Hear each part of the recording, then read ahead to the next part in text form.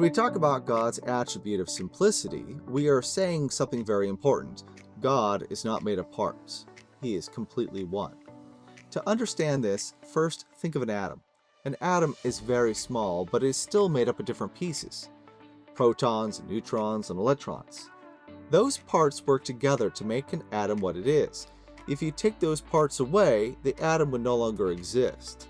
So even the smallest things in creation are put together from pieces. Now think about the wind. You cannot see the wind directly, but you know it is real because you see what it does.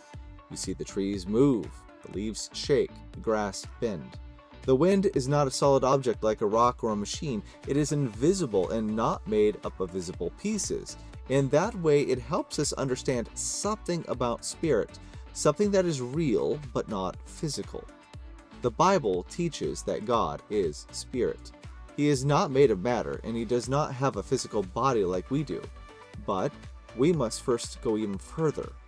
God is not only without physical parts, he has no parts at all. This means that God is not made up of pieces like power or wisdom or love, as if those were separate ingredients. Instead, God is his power, is his wisdom, and is his love. Everything that is true of God is fully and perfectly united in who he is. This is why God never changes, never breaks down, and never depends upon anything else. He is not put together, so he cannot come apart. So here's the key idea.